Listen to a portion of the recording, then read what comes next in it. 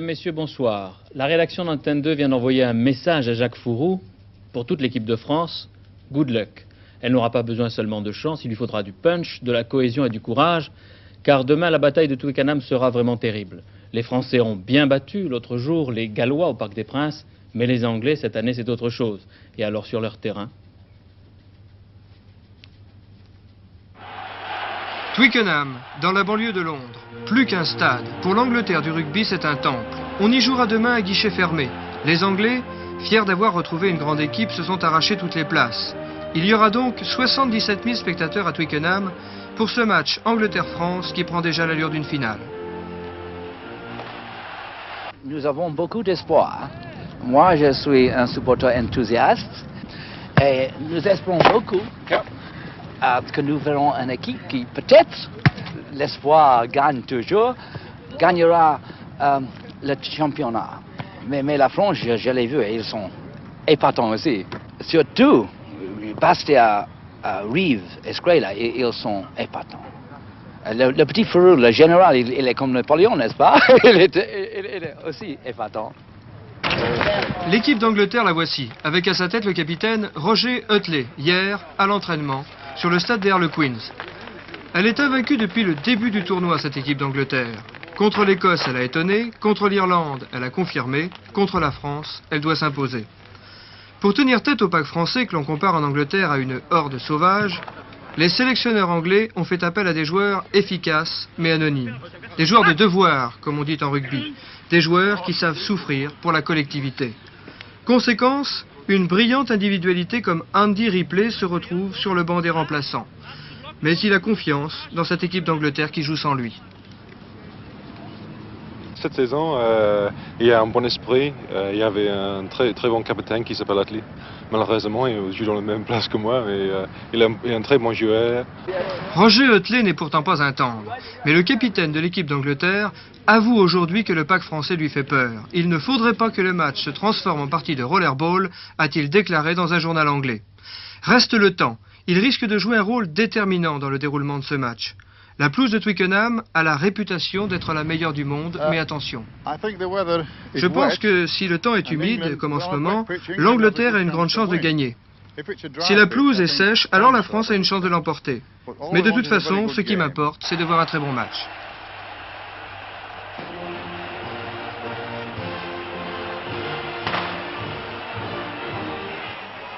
Le mal de Seveso prend de l'ampleur. Le nuage polluant a franchi les cordons de carabiniers et les herses en travers des routes autour de la première zone interdite de cette région du nord de l'Italie.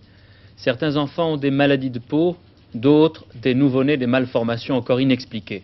Rien ne dit bien sûr qu'il y a une sorte de rapport avec la dioxine, mais le mutisme du corps médical et des autorités alimente la rumeur. En attendant que les experts donnent une réponse, s'ils le peuvent, les habitants de la région ont peur, surtout les futures mères. Seveso, c'était il y a 9 mois. Victor Vramant. 7 mois se sont écoulés. Et pourtant, on reparle de Seveso comme si le nuage de dioxine venait à peine de s'échapper de l'usine Icmesa. C'est que la dioxine s'est de nouveau manifestée, d'une façon particulièrement cruelle, sur le corps des enfants et des adolescents de Seveso. Car la dioxine, c'est aussi cette maladie de la peau, cette espèce d'acné juvénile qui n'en est pas une, et qu'on appelle chloracné parce qu'elle serait due au chlore contenu dans le nuage toxique qui s'est abattu sur Seveso. Qu'y aura-t-il après la chloracné? Et puis comment se fait-il que 7 mois après la catastrophe, on ait trouvé dans les écoles de Seveso des doses de dioxine 17 fois supérieures au niveau, disons, tolérable? La réaction des autorités locales a été immédiate. Fermeture et désinfection de toutes les écoles.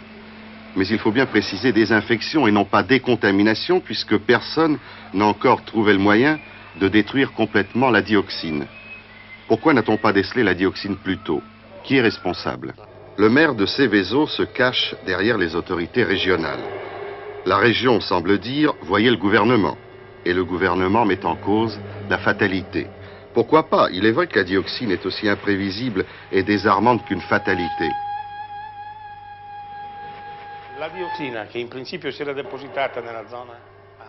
La dioxine, qui en principe s'était déposée dans la zone A, est sortie et a commencé à se propager dans un certain rayon autour de la zone initiale.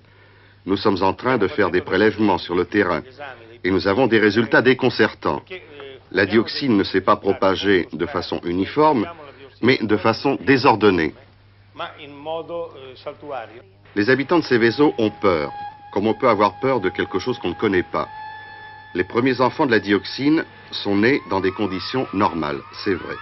Mais c'est à peine réconfortant quand on pense qu'il y a eu une quarantaine d'avortements parce que les futures mères avaient peur de mettre au monde des enfants anormaux.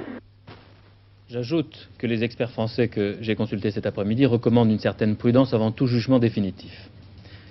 L'ensemble des artistes-interprètes s'est donc remis au travail ce matin après 3 mois de grève. Certaines de leurs revendications sont satisfaites. Paiement d'un cachet en cas de rediffusion, salaire minimum journalier. Vous allez donc les revoir à la télévision bientôt. La machine redémarre lentement. Après une grève aussi longue, il faudra du temps pour remettre de l'ordre dans tous les programmes.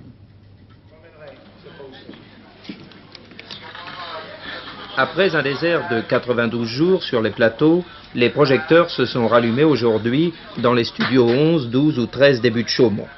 L'Union syndicale des artistes avait décidé le 13 janvier dernier de signer l'accord proposé par le collège patronal.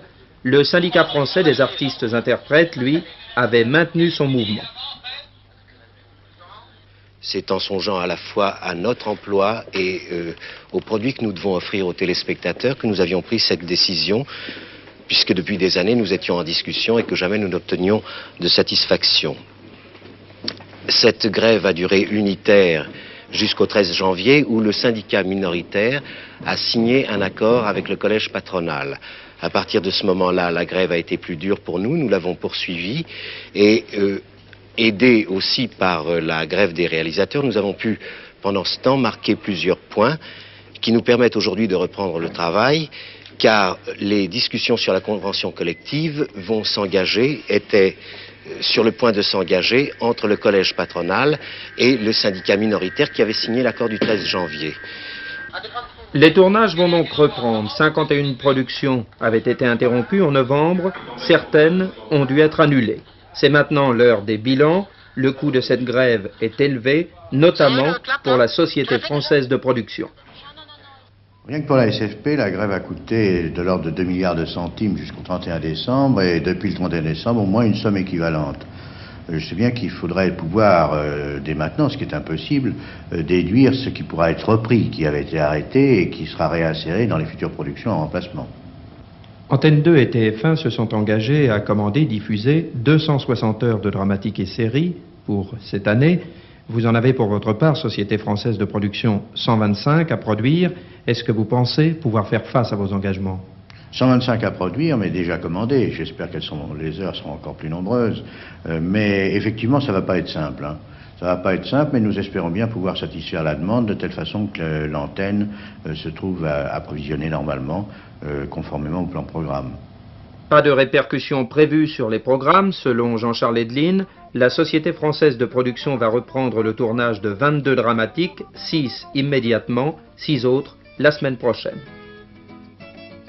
Monsieur Léonid Brejnev à Paris, le secrétaire général du Parti communiste soviétique, sera accueilli en visite officielle par le président Giscard d'Estaing avant le mois de juillet. Cela fait 15 mois à peu près que les deux hommes ne se sont pas vus depuis pratiquement la visite à Moscou du chef de l'État.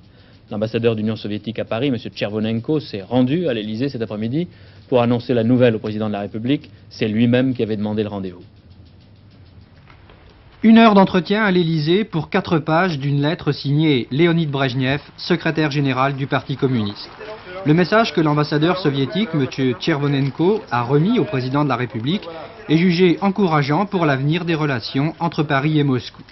M. Brejnev y évoque l'attitude qualifiée de positive de la France sur la détente, le Proche-Orient et les relations franco-soviétiques. Mais l'ambassadeur du RSS à sa sortie de l'Élysée a regretté l'attitude de la presse française et occidentale sur le problème des dissidents. Au lendemain de la publication de la lettre du président américain au dissident soviétique Andrei Sakharov, M. Tchervonenko a déclaré que les journalistes s'acquitteraient mieux de leurs devoirs en travaillant à renforcer la confiance entre les peuples.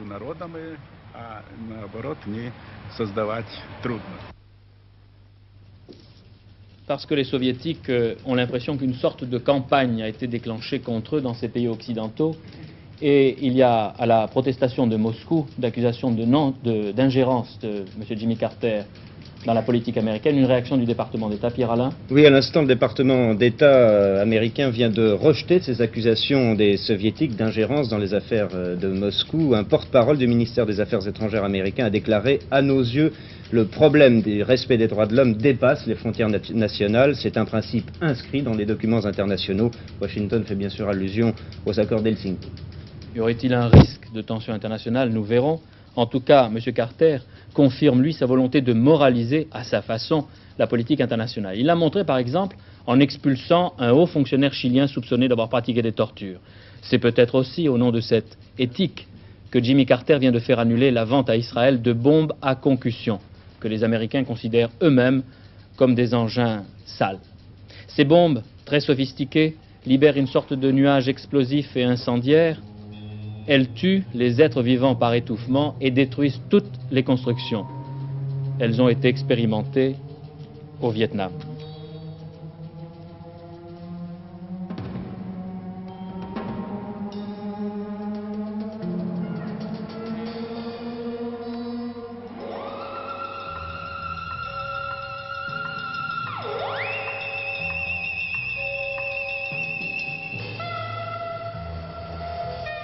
Sans guerre, sans bombes, il est vrai qu'il y en a eu assez. En ce moment, le Proche-Orient vit une espèce de grand ballet diplomatique. Le secrétaire américain Cyrus Vance est ce soir à Amman, en Jordanie, après avoir passé la journée à Beyrouth. Il a promis au président Sarkis une aide de 50 millions de dollars pour la reconstruction du Liban. Elias Sarkis recevait hier le ministre français des Affaires étrangères, lui aussi en visite dans toute cette région. Louis de Guérengo est ce soir à Damas, en Syrie. Il verra M. Hafez al-Assad. Il a invité le président libanais à venir en visite officielle en France. En quittant Beyrouth, Louis de Guérengo a dit qu'il était atterré par l'ampleur des destructions au Liban. Des tonnes de ferraille rouillée, c'est l'essentiel des exportations du port de Beyrouth depuis sa réouverture. Ces débris tordus envoyés à la refonte sont les derniers vestiges des entrepôts et des bâtiments de la zone portuaire. Tout a été détruit, mis à sac, incendié pendant les 18 mois de la Saint-Barthélemy libanaise. Autant dire que Beyrouth est provisoirement rayée de la carte maritime alors qu'elle occupait le premier rang en Méditerranée orientale. Selon une première estimation, 5000 magasins ont été pulvérisés pendant les combats. À la place des Martyrs, centre historique de la ville, le marché de l'or, appelé aussi souk des bijoutiers, a disparu avec ses trésors sous la masse de plusieurs immeubles effondrés. Les commerçants sinistrés n'ont pas pour autant renoncé, leurs échoppes bancales se dressent dans les artères les plus élégantes et la pénurie ici, on ne connaît pas. Le Liban a toujours été un grand magasin et on y trouve tout ce qu'on veut.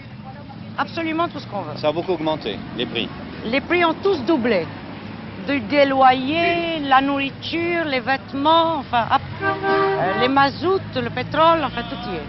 Comment ça se fait qu'on voit beaucoup de portraits du président syrien dans les magasins ici maintenant? Eh bien, le président syrien, pour l'ensemble de la population, est le grand frère qui nous a sauvés. Chrétiens et musulmans. Chrétiens et musulmans, qui a instauré la sécurité. De temps en temps, on se demande s'il est là pour de bon ou s'il compte rentrer. On s'inquiète un peu de la présence syrienne. On s'inquiète de la présence syrienne dans le futur, pour le futur. Autant que les portraits du général Assad, les chars et les soldats syriens font partie du décor. Ils quadrillent la ville sans grand souci de discrétion. Leur nombre décourage toute contestation, même parmi les étudiants pourtant prompts à rejeter toute présence étrangère. Ils acceptent un peu moins de liberté pour un peu plus de paix. Leur maître mot, c'est la réconciliation entre chrétiens et musulmans. On n'en est pas là. Pour l'instant, les deux communautés pratiquent largement le chacun chez soi.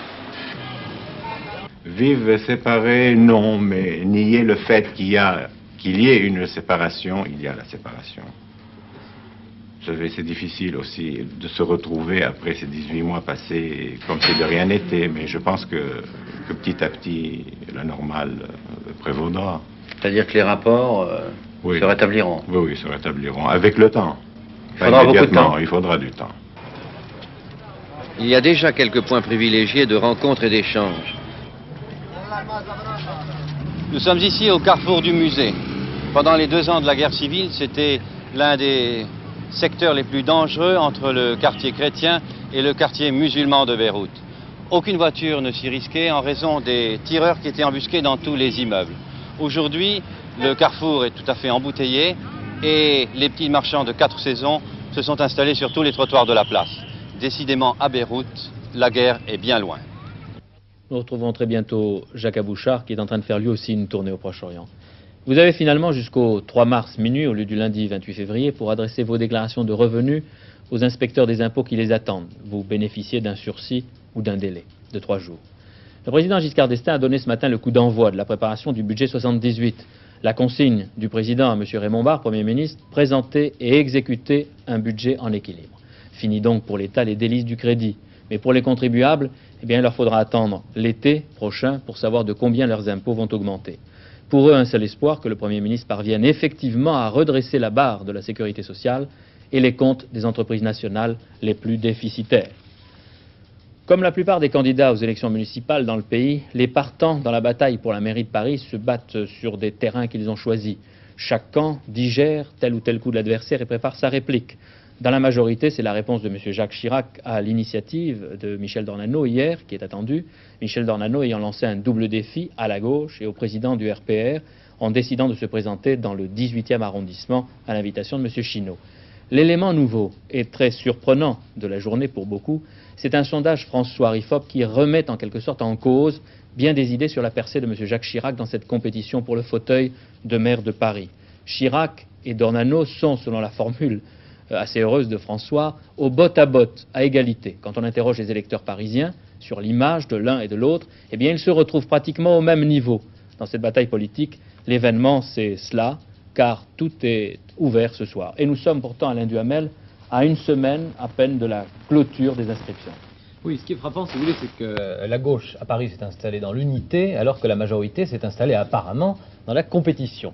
Alors, le fait nouveau, effectivement, qu'on a observé avec ce sondage, c'est qu'au fond, et un petit peu contrairement à ce qu'on pouvait croire, Michel Dornano et Jacques Chirac, en réalité, sont absolument à égalité aujourd'hui. Je dirais que l'un, Jacques Chirac, mènerait plutôt au mandat, c'est-à-dire aux chances de gagner des mandats dans les différents secteurs, et que l'autre, au contraire, Michel Dornano, lui mènerait plutôt à l'image, c'est-à-dire que, à la suite de son retrait du 17e et puis de son arrivée dans le 18e, où là, il s'en prend à la gauche, qui est sortante dans ce secteur-là, eh bien Michel Dornano a une image qui est déjà bonne, on l'a vu dans ce sondage, et qui ne peut que s'améliorer.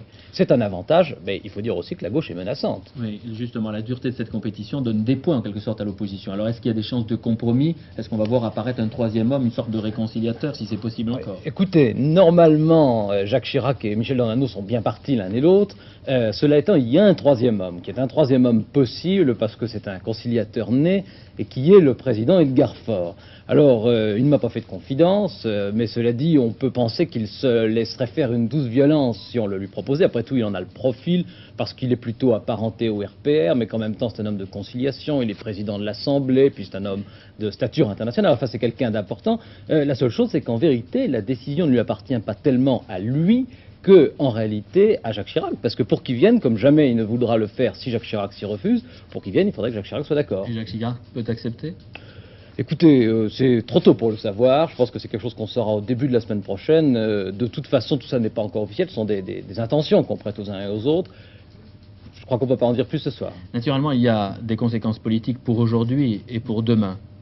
Oui, alors, il me semble en tout cas. Oui, la première chose, si vous voulez, au fond, je crois qu'il y a deux conséquences. La première, c'est qu'on voit très bien que dans cette affaire, Raymond Barre, progressivement, même pour Paris, est en train de prendre une importance qu'il n'avait pas en tant que leader politique. Et j'ajoute que M. Barre vient d'écrire à Michel Dornano pour lui exprimer ses vœux de succès dans la liste du 18e qui, selon lui, groupe des représentants de toutes les formations de la majorité. Oui, voilà. Alors, on voit que progressivement, Raymond Barre, qui avant se cantonnait dans un domaine tout à fait économique, est en train de commencer à prendre des positions politiques. Je ne dis pas des positions partisanes, mais il prend des positions politiques, et en l'occurrence, il est évident qu'il donne un certain coup de main à Michel Dornano. Ce qui veut dire ? Ce qui veut dire, à mon avis, que pour la suite, j'ai l'impression que dans la campagne législative, qui en réalité démarrera dès après les municipales, le véritable leader de la majorité, ce ne sera pas Jacques Chirac, qui a maintenant tout à fait l'image du président du RPR, où il n'est pas contesté, mais du RPR, et qu'au contraire, Raymond Barre, qui reste un petit peu au-dessus de la mêlée, Raymond Barre sera probablement celui qui conduira la majorité, d'autant plus qu'on parlera beaucoup d'économie dans cette campagne. Les stratégies des partis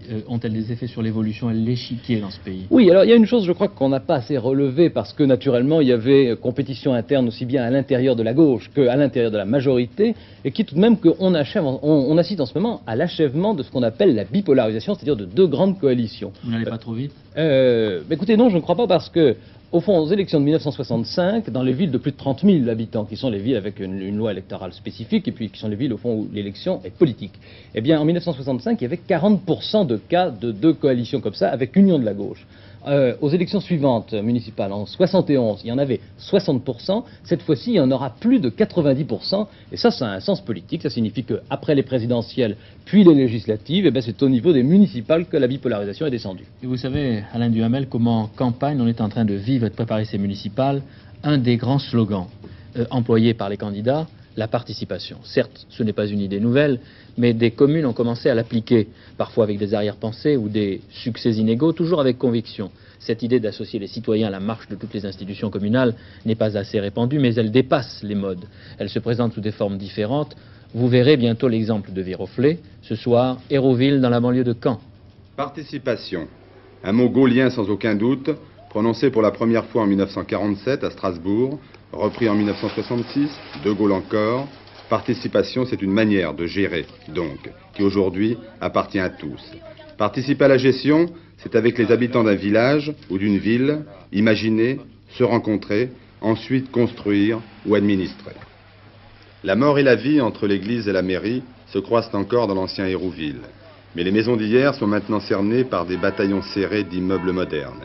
Hérouville n'est plus un bourg, mais une ville. 1500 habitants il y a 12 ans, 27 000 aujourd'hui. Et aujourd'hui, la participation commence par l'information.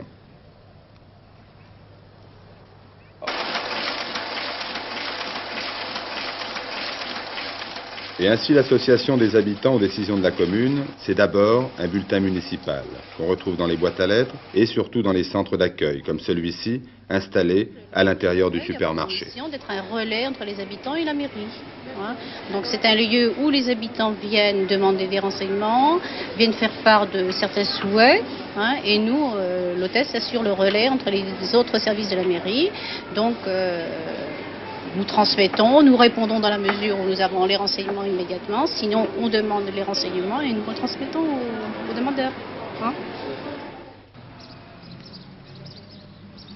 Hier, ville dortoir de Caen, aujourd'hui, selon le langage du béton, Hérouville est un véritable tissu urbain avec des employés, ses premiers commerces et ses centres de loisirs. Pas de bourgeoisie traditionnelle, des employés, des fonctionnaires, des étudiants et la moitié de la population qui n'a pas 25 ans.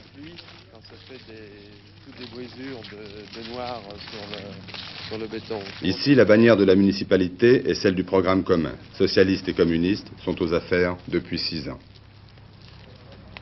Pour vous, quelles sont les plus grandes difficultés? La plus grande difficulté, c'est d'aller un peu à contre-courant. D'aller un peu à contre-courant contre l'idéologie dominante, les schémas culturels dominants, où par exemple les élus sont élus pour 6 ans et on remet un bulletin dans l'urne pour ou contre eux suivant ce qu'ils ont fait, et on n'a pas l'habitude d'avoir des élus qui disent aux gens entre les deux élections, c'est encore votre affaire, on continue à travailler ensemble.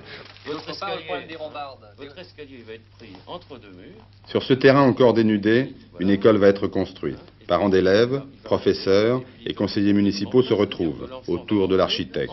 L'architecte fait ses suggestions. Le projet est en bonne marche depuis 3 mois.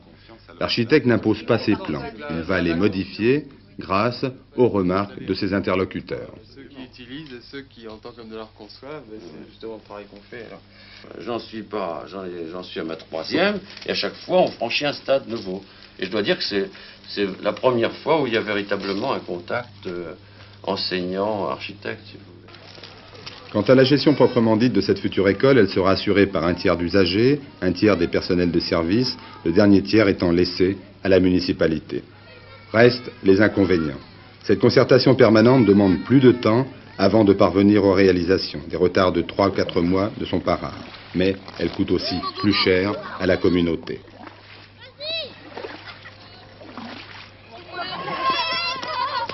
Et pour répondre aux critiques, les habitants d'Hérouville aiment à donner en exemple le quartier des Belles Portes.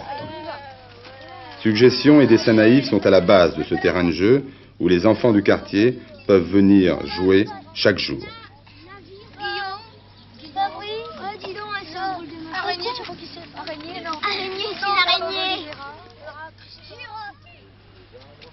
Ici, les fondations d'un immeuble étaient déjà creusées quand les habitants du quartier allaient décider de s'opposer à cette construction.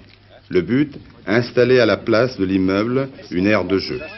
La démarche fut la suivante, pression des habitants sur la municipalité, interruption du projet de construction de l'immeuble et enfin, projet de l'aire de jeu soumis aux parents, mais aussi aux enfants.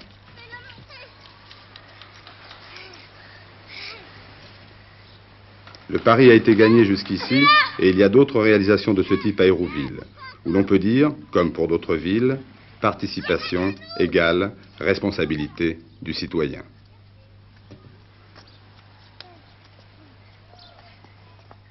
Ils sont rares les films dont on peut dire dès leur sortie, c'est un chef-d'œuvre ou c'est déjà un classique. Il aura sa place dans les cinémathèques. Providence est de ces films. Son auteur, Alain Resnais, n'aime pas montrer son visage ou parler.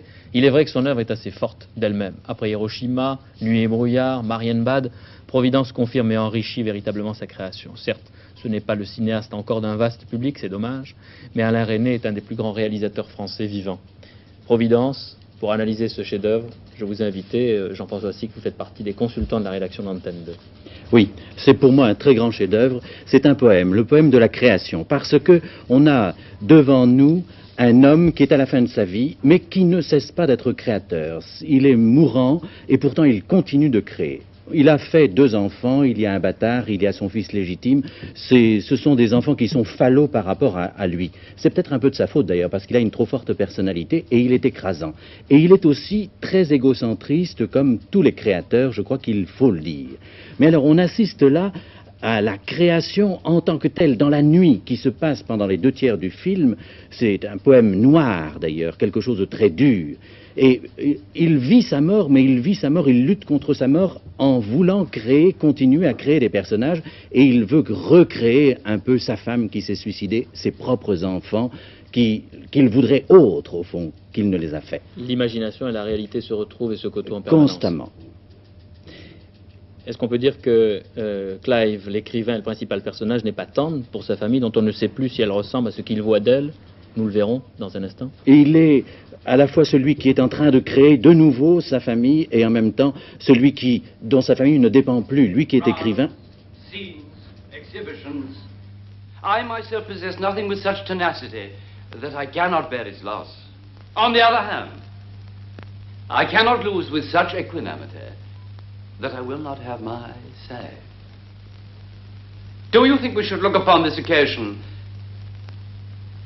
as a very civilized board meeting?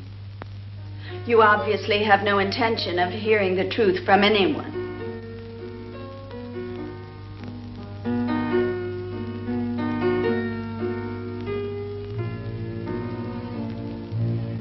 You're the lady who's dying.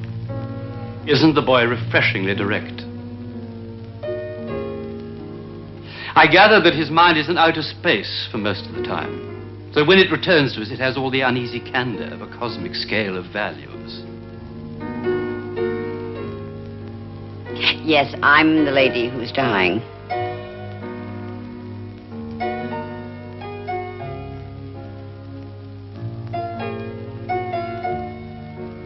I feel closer to someone who's dying.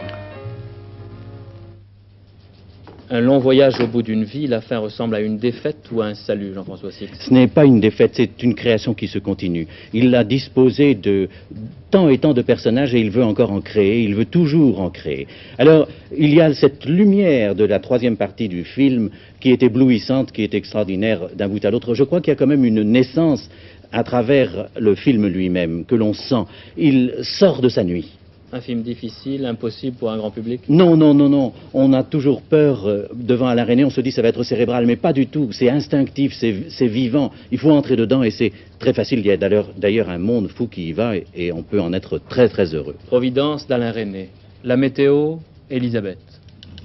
Si vous prenez la route ce soir, il vous faudra être prudent. Il va malheureusement continuer à pleuvoir un peu partout et les routes seront très glissantes. Demain matin, beaucoup de nuages et de la pluie, particulièrement insistante dans la moitié nord. Dans la moitié sud, en revanche, le soleil se montrera de temps en temps. L'après-midi, c'est dans le Midi et près de l'Atlantique qu'il pleuvra le plus. Cet après-midi, il a fait très doux, 18 degrés à Biarritz et 16 à Toulouse et à Bordeaux. Demain, il va continuer à faire doux, mais il y aura beaucoup de vent. Les dernières nouvelles d'Hélène Vida vers 23 h. Merci de rester avec nous. Bonsoir, à lundi. Demain, Jean Lanzy.